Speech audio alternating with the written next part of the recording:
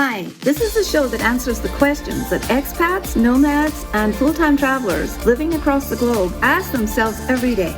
These insights and secrets are shared when we interview experts and authors from across the globe. Hi, everybody. Hello, listeners, and welcome to Nomadic Diaries. It is my extreme privilege today to introduce someone that I have actually never met before, but I'm so excited because it seems like we've been wanting to meet for about 3 or 4 years. And her name is Nicki Cornfield. Welcome, Nicki. Thank you. Happy to be here. Let me tell you just a little bit about Nicki before we get into the meat of the interview. Nicki is by nature, she's an explorer and a natural student. And since childhood, she felt a sense of following an inner knowing and curiosity about the world.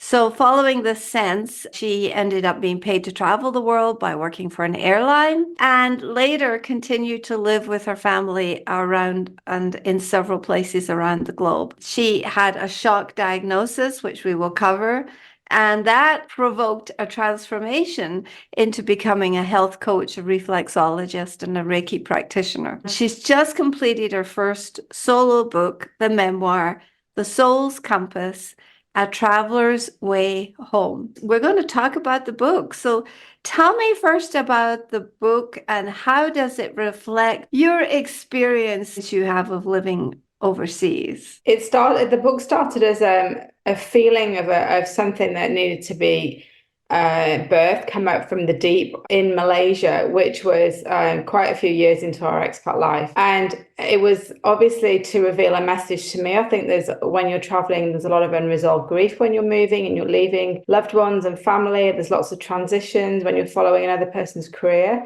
So for me, the book was birthed from this sense of it was going to be a healing experience, but I didn't know that when I started it. It started the process of almost putting the dots together to see the whole picture, and it kept revealing things as I was writing it. It was very, very much a case of not planning this book, but trusting the process of what I needed and also what my family needed to move forward and heal. As an expat, that's a very big issue with many, is that you get a few hiccups along the way, you ignore them, you push them down, and then you end up with a bit of a volcanic eruption at some point, and which often does not get addressed and leads to other problems. That is a pattern that I have seen many times. And I don't know that I've undergone it in a way that felt like an volcanic eruption, although repatriation was always like that for me.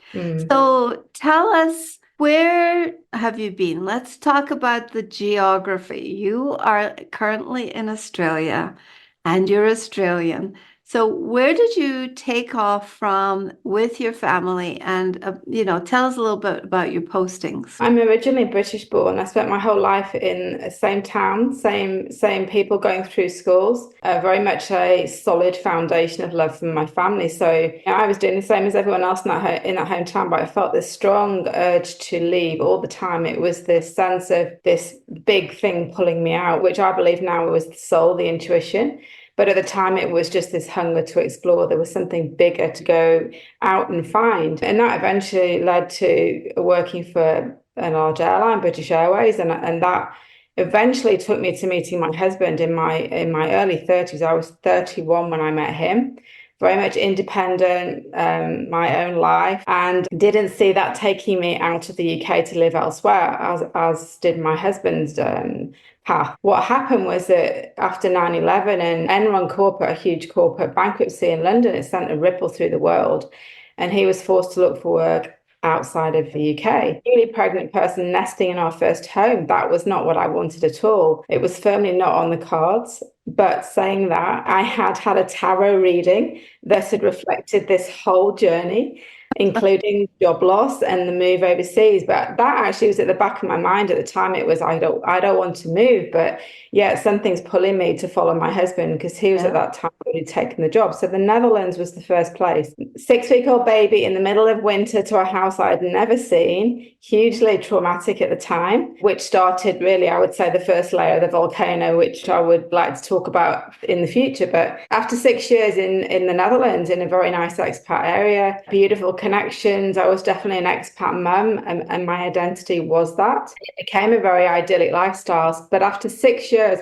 they closed the office very unexpectedly, and we were at a fork in the road where we could have moved back to the UK with the company, but we didn't really want to go back and try and settle in with another move that would have had to follow quite soon. So we actually were then presented with an opportunity in Perth in their head office. So that was, again, this massive transition point with small children, leaving family, having to leave my career. All those things sort of started rippling on the top of that first layer. And then the same happened in Perth. We got an unexpected opportunity when I started getting itchy feet, wanting to have something a little bit more than suburban lifestyle. And we got an opportunity in Singapore. So it was almost always we were presented with these opportunities. We moved the whole family into Malaysia following a school. Again, another huge, big knowing. And an interesting situation with my husband there led to him quitting his job. And we were left with no cards on the table. Where do we go at this point? Reluctantly, I have to say, we moved to Adelaide again to follow his job.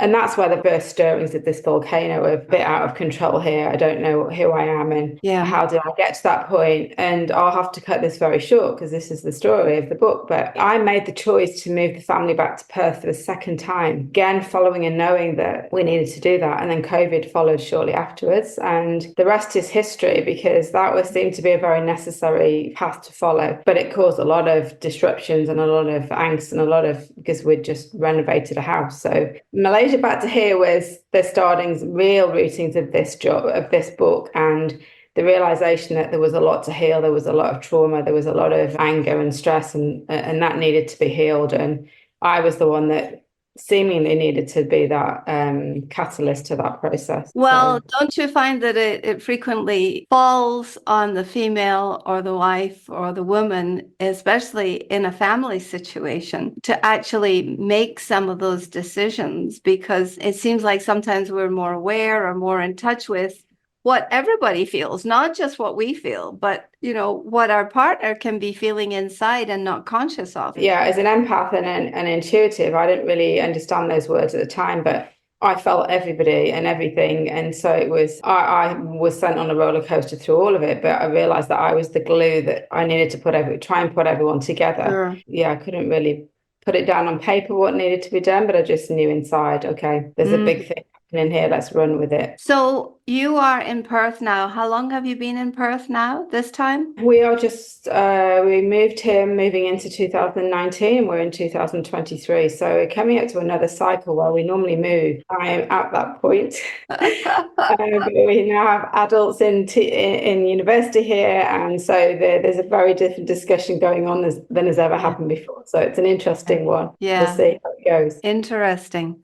So as a health coach and a reflexologist and a Reiki practitioner, what is your favorite go-to method? You've got lots and lots of tools at your fingertips, and there's lots and lots of tools that really work for transformation, because it seems like no matter what you do, which tool you use, you can make an indentation in the situation as far as the transformation. But what is your go-to preference? If I name one, it always has to be yoga. I did follow the path of training as a yoga teacher. That became my tool quite early on in the Netherlands, struggling with twins and another small child. I discovered this studio that was like a magnet, kept being drawn back to it, and couldn't quite put my finger on why I wanted to keep going, but I knew how I felt when I was inside the room. I knew how I felt for the rest of the day. So there was this urge then to know more. And that's where East blended West when we moved to Singapore. That's when I eventually had the freedom with a helper in the house to follow that path. And that actually took me to Bali and to Singapore to train. And it was, again, all these synchronicities, all these things kept lining up, because Bali had been where we'd been on our honeymoon. I'd felt that same feeling then. So this was, the spiritual awakening that happened on a very slow process. I realized, wow, each step that I'd taken had been the stepping stone back to who I was, and what a journey. Yeah. So yoga, or every time meditation, yoga, it's a get the mat out, get my feet, I'm at home wherever I am. I used yoga for that kind of centering from, I guess, when my daughter was born, from the early 90s until I think about 2014. And then I seem to have dropped out, but I've recently restarted it. And there's nothing like returning to the mat and knowing that you are, doing this for yourself and bringing yourself back to it. My daughter is a trained yoga instructor, but she used to come to yoga with us in Saudi Arabia in the school gym where we did the yoga, and her dad and I both studied yoga when we were in Saudi. So it's a wonderful tradition and a wonderful practice. So would you recommend that to people because you can do it anywhere? Absolutely. Get a travel yoga mat, always put it as a priority in the suitcase or wherever you are, have access to a class you can just drop in. Just make it that no matter what, coming back home to yourself and grounding is so Yeah. important. It's so easy as a mother to get lost in, everybody else's needs. And it's vital as a woman, well, as a man as well, actually. But Sure. yeah. So you talk a lot in your book about moving and dealing with the issue of losing identity. And we have had Megan Norton on here previously who talked about belonging and that sense of belonging. Do you have some insight to offer the listeners on how it's so easy to lose these parts of our identity? They just kind of slip away, don't they? We don't even Yeah. know it. So Yes. do you have some insight about that process and how to hold on to it? Do you have some tips or tricks on how to do that now? I think it's been more of a self-realization what I didn't do, but then that's a generation thing that when I left the UK,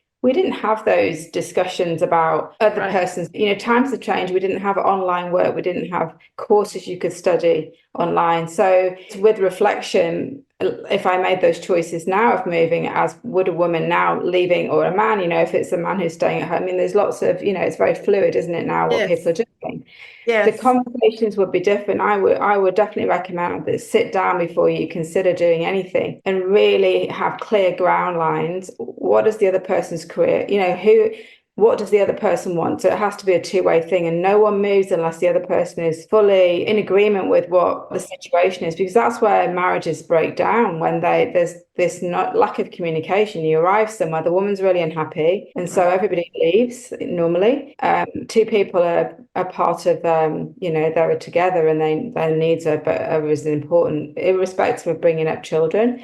There's still got to be this other person that's fulfilled, and if that's Absolutely. missing, everything goes wrong. Yes. When we left for Saudi Arabia, I had it was just toddling, taking off actually, little design business in California. But I had already lived in the Middle East in Dubai, and it had been rather a fantastic experience. And so when we got this opportunity, it was just like, wee, just give up the business. I can't believe, looking back on it now, how easily that happened.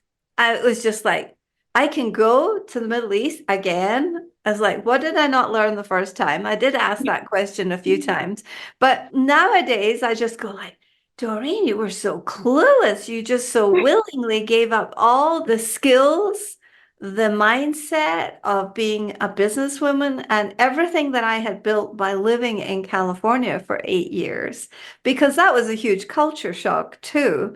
And I had worked my way through all of those parts, but I didn't value them as much as I valued the opportunity to explore. So you were And I making choices, and quite rightly, but yeah, you go back and go, oh, how did I do that? But you do it. You do it in that very moment. The Yeah. decision feels right, and it's not who you are today. It's interesting how we change and evolve all the time. Who was that Yes. person, like even 5 minutes ago, let alone 10 years ago? But that's the life process. I realized that through writing. Wow, this is the whole point of it. We are here just to change and grow and evolve and learn about ourselves and Right. lighten up about it. We all get so serious sometimes, but yeah. Exactly. And I was talking to someone else recently who has been overseas longer or as long as I have, and in like a 5 decade career of being overseas, and we were just laughing about things that we used to take so seriously. Now we go like, oh, it was the failures that were the best part. It was Yeah. all the places we made mistakes and screwed up, and and created angst and all of that. And we look back on those as kind of loving places. I know that I much more have a much more loving perspective for the person who did that than I did Yeah. at the time. Have you Yeah. found that in the Oh, how yes. Yeah. important is reflection? How much, let me ask you this, how much time do you spend in reflection? Well, I spent years with this book, like it was like the book of Yeah. life. It wouldn't let me put it down until I was re-editing it, but not re-editing the same content. The whole book was getting rewritten, and I realized that, oh, I'm getting guided and helped to write this book, and it's not going to be finished till it's done with me rather than the other way around. And Yes. there was massive amounts of reflection going on, really deep introspective reflection, where I was just shocked, almost like, wow, that wasn't like that at all. And yet all this time I thought that this was a certain way I'd behaved or thought or made a decision. I was much more kinder on myself. There was a lot of like, God, that was how it was at the time, and Uh-huh. just be at peace with it, and see the whole story as just the whole story, and not beat myself up, and as we all do Sure. regularly. So, do you have any wisdom for people who feel like they've lost a little bit of their identity by moving overseas? Definitely. I think that the tool of writing is profound. It's more, I believe that it's more healing than anything, because getting down onto the paper, you can just, everything pours out. And I think once you start writing, and it doesn't have to be, fancy on a computer or on a nice book, it can just be like a scrap of paper, but just write, get these feelings out. And then things, sort of insights keep dropping in, and you start to really take a look at yourself, who you are. And it's the easiest way, I think. Are you talking about this kind of writing? Oh, look at that. This is all notes that I've taken, and then I've got a whole file in this color over here. And this is what I do on the weekend. I kind of make these little notes, and then I try and make logical sense out of them in the process. But yes, I'm a writer. That's also how I learn. Do you find that when you're in a seminar or something, you're always taking notes? I mean, I always want to be Yeah, writing. I believe it unlocks, everyone's thoughts are different on spirit guides and spirituality, but for me, it definitely unlocked what I felt like I had somebody helping me all the time, that showing me things that I needed to know, and almost like plant these seeds of in a garden were popping open. And I think the writing process would do that for anybody, irrespective of, well, of Yeah. their beliefs. Yeah. It opens these dormant seeds, and you just get this whole different perspective on everything. And you don't have to classify yourself as a writer or anything. Everybody's a writer. Everybody can write. It's wonderful. And I felt that I was a writer as a child. I was encouraged to go and do journalism at university. I actually chose to go an opposite way. No, I need to travel first. And on reflection, I realized that the journey was always going to bring me back to writing, but it was years and years and years later that it did. But I couldn't have done it the other way around. The journey had to happen first of this. It was profound, that realization that, wow, okay, eventually I was guided back to the writing, and for a very necessary reason at that time. Well, Yeah. congratulations on recognizing that the writing was just taking you back into a reflection of yourself and into a deeper sense of yourself. You have lived as an expat mother, as an expat wife, and as an expat woman, and you've managed your family as they've grown up through the third culture kid type of treadmill, we sometimes call it. Can you speak to the difference of, or just speak a little bit about being a mom to third culture kids? I didn't know the term until 2018, when I Uh-huh. had an opportunity to go to the Netherlands as a budding expat writer. It was a very unexpected opportunity, and it was a Families in Global Transition conference. I was there. Yeah, you were probably there. Were you there in I 2018? was, yes. Oh my goodness me, that's amazing. Anyway, so I was one of Joe Parfitt's Writers in writers. residence, yes. Absolutely. I mean, for that I was a bunny in headlights. That opportunity came out of the blue. I hadn't done anything like that before. But that started the realization of, who am I? What is my family? Who are my children? And it was a 360-degree back to where I'd started as an expat. So again, that was just another serendipity that happened, that I needed that as well. So that term then was, oh my goodness, this is what my children are. This is what their identity is, that they're not Australian, they're not British, they are third culture children, they're a globally mobile child, and they will always be there in the future, and they'll connect with people the same as them. It changed my whole family's life knowing that. They weren't bothered about that term, but I then knew what I was dealing with my children's issues at the time and their loss of identity. So it's changed everything knowing that. And I know that not everybody understands that term, but if you think of a global child as that, and that's their identity, that is a third culture child. And they'll always find another child in a room with others, and they'll know that they're the same as them. They just instinctively know. Then then there is their identity, and they really need to have one. My children realised that was something really missing for them, and Adelaide brought that up very strongly, and now they know they belong to the world, and that's who they are, and that's who that will shape them as they go forward. So yes. So you have 3 children. Is it the same for all of them, or are they each different in the way that they approach their TCK-ness or their identities, or is it different for each of them? It is. I have identical twins, so although they're very alike, they're still very different. And what came up for me in Adelaide was that how they reacted differently to moving. When I announced them that we were moving from my decision to Perth, one of them burst into tears, and the other one was very quiet. And I realised that I'm having a massive effect on these children, and this is actually a harder move than I've ever done. So I think they all deal with it differently. Elise, my daughter, went through a lot of depression, a lot of problems with this identity loss. The third culture child identity sticker meant nothing to her until she went to boarding school. So she moved over to Perth for boarding school. Teachers from different schools and the children were from different countries. She found her family through the school again, and I knew that was the right decision for her. So it wasn't so much the TCK label, it was the understanding that she felt a sense of belonging because these people in this school were all like her. That formed the separation between our family at that time, and why I ultimately moved. One of the reasons I moved the family back to Perth was I wanted our family knitted back together,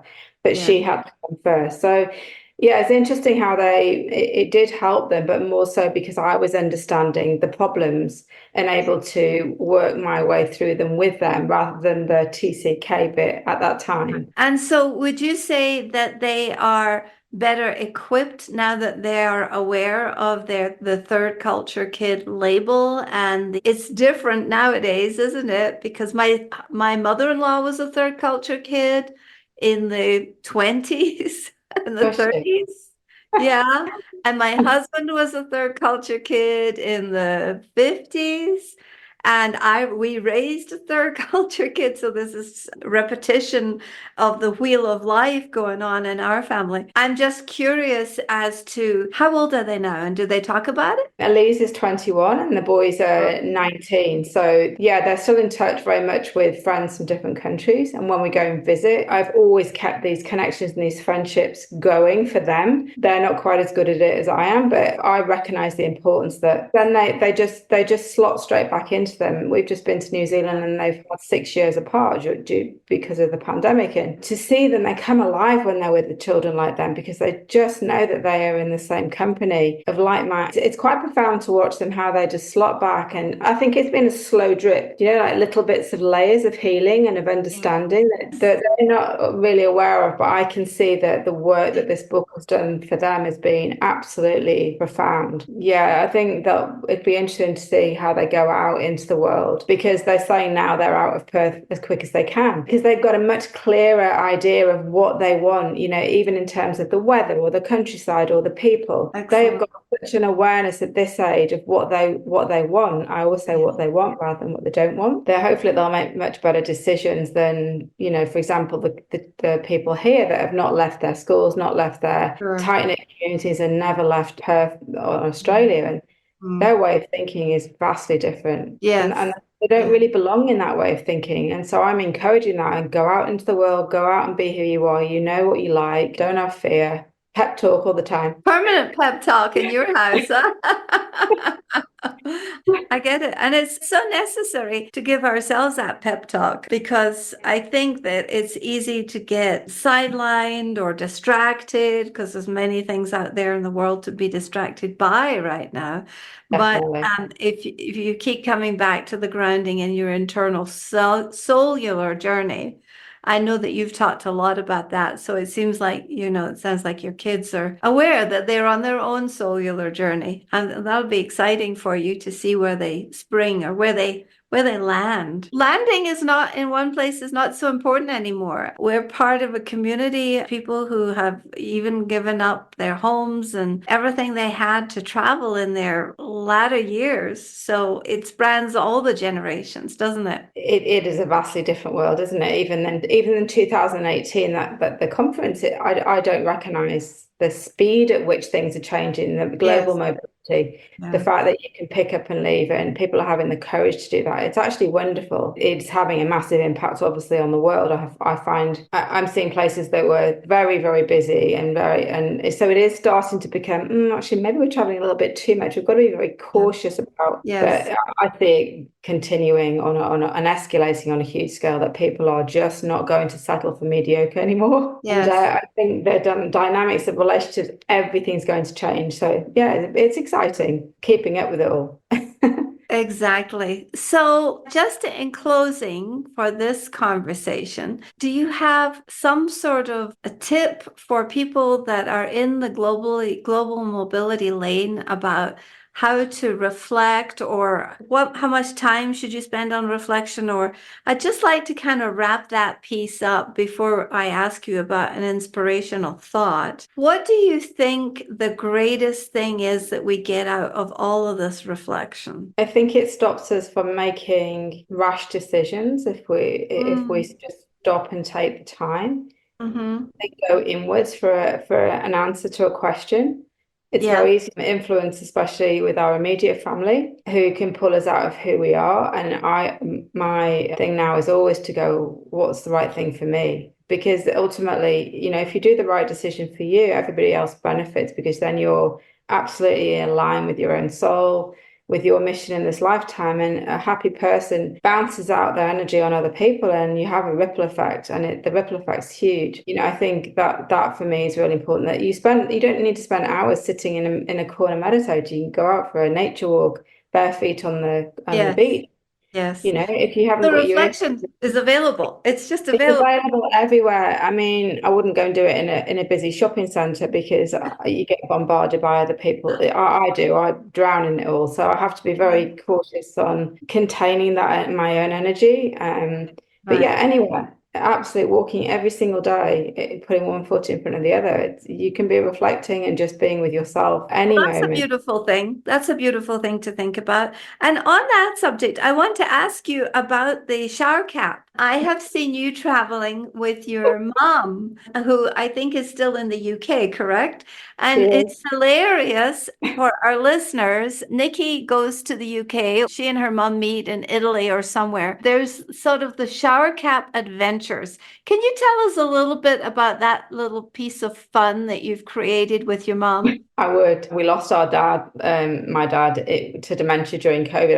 And I hadn't seen him for 2 years. So there was a lot of heartbreak, obviously, watching my mum going through that alone. And so I cut that bit short. But when we actually were able to meet again, it was 3 whole years. So there was a huge need to meet. And I organised to be 2 weeks with her in Italy. So we met in Rome. So our reunion hug was in Rome. And we went to see Andrea Bocelli in Tuscany. So, there's these magical moments, and we were just so in the moment of being with each other and laughing and drinking wine and just being silly. But it was when she actually opened her suitcase up in a hotel room in Volterra in Tuscany, and she produced this shower cap. And my words were, "You've got to be kidding, Mum. What on earth is that?" Because it had a red velvet bow on it, and it was really quite nasty. It was And she said it was only 50p in Boots in the UK, and she put it on when I just absolutely collapsed in a heap laughing. That started the shower cap, because it became this moment of just laughing at the most ridiculous things, but the sheer joy of that moment. Like, we are here together, we are in Italy, my favorite country. We're alive, and the healing's beginning. And it was just that catapulted it. And of course, then we take it out in the street and she puts it on, and my mum goes into these characters.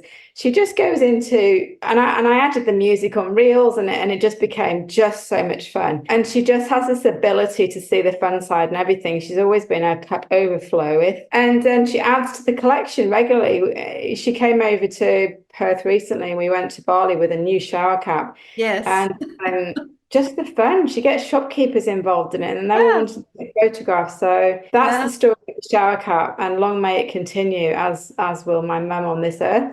Absolutely. Well, I hope that she has many adventures with the shower cap, and I hope that maybe you record some of them. That might be a fun book to write. I know. I was thinking about that actually. The event. I thought of a children's book with my mum as the character, but I haven't got to that yet. It's on my list. Of course, I think you're pretty busy. Well, thank you so much for the time you spent with us today and giving us your perspective on being an expatriated person who has lived in multiple places and had to deal with the jarring effects of transition and transformation. And particularly, thank you for the fun ending on the subject of the adventures of the shower cap, your mum and the shower cap. That was delightful. We really appreciate you spending some time with us today. Do you have a final inspirational thought for our listeners? The word that's dropping in is lighten up. See the fun side of life, and always my three words this year are laughter, joy, and happiness. Because I think as a human being, we're getting so caught up in the nitty gritty and and the heavy stuff, and we're not staying in that place of just wow, what a privilege we are to be here and to keep focusing on that and let the other heavy stuff pass up, drop off, because we've created it all. So it is just those three words, laughter, joy, and happiness. I don't know, I find it brings me back every time. Just keep in that zone for everything. And I think when I look back on that Italian trip, that was my feeling then. Wow, this is how life should always be. We're in the moment and we're just loving everything and not amazing. And I will always want to stay in that feeling.